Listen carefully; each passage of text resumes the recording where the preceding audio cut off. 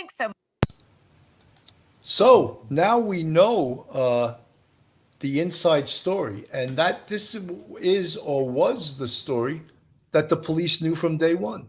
So they had a direction to go. That's why when people ask, well, how do you know it wasn't a carjacking? How did they get that car? Look, there's a million ways they got that car to that location. They could have met them at the gas station and told them or forced them to drive to a certain location, putting one of them in their car. There's a million ways that could have been accomplished. However, we don't know the entire way right now. We don't know also, and a really important thing is, did any of them make a statement? We don't know, do we? Potentially one, two, or three could have made a statement, could have, a statement that implicates them, a statement that implicates who the shooter is, a statement where the bodies are.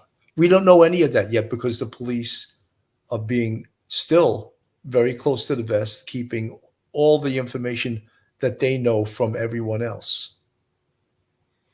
Yeah, Billy, you really want the police in the very beginning, no matter what amount of information they have, before they even really begin to start corralling one person or two people, you want them to interview every single member of the family. Kansas police officers, Oklahoma police officers, going out, getting some information, and so speaking to them. They're not in custody. You're not asking them incriminating questions. You're just asking them, do you know of anybody who would want to hurt, one of the girls, that sort of thing. Have you heard anything?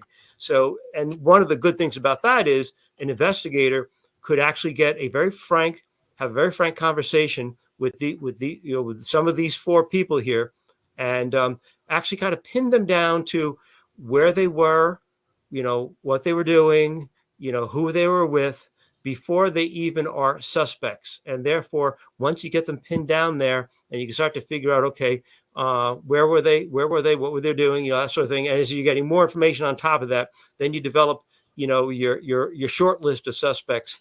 But they did a great job. I'm sure, even though not a lot was leaked to the news media, that the police in Kansas and Oklahoma, they were all very busy doing a lot of investigation, a lot of interviews, as you say, doing the perpology, doing the victimology, and saying, okay, where did they, and they must have found out early on, where would the exchange be, and then from there, okay, where's the car?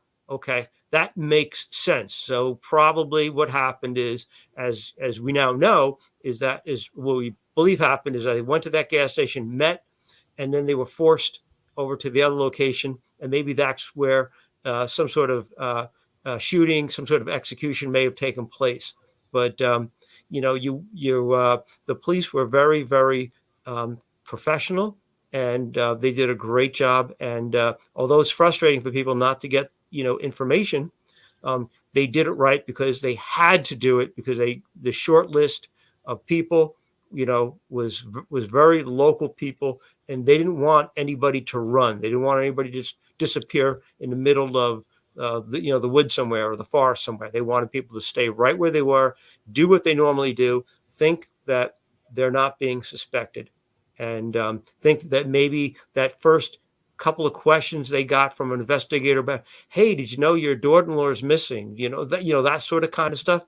You hope that they would think that was all that was going to happen. And so they would be very comfortable staying put.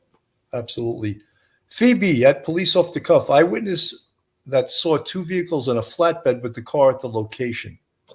It looks like the car may have been placed there after the crime was done elsewhere. Phoebe, I have no reason not to believe that, but it hasn't been confirmed by the police or any organization, so I can't take that as fact.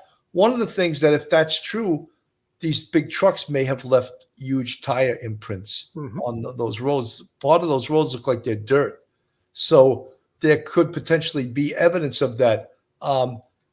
Karen Solak, I've heard they are sovereign citizens. Yeah, I've heard that too. I mean, that's the most ridiculous thing, that people that claim to be sovereign citizens. So I don't go by your laws. I go by my own. Yeah, that'll work. You can say how sovereign you are, you know, but if you live in this country, you go by the laws of the United States. You go by the laws of the state you live in, the county you live in, all of those things. You can say you're sovereign how many times you want.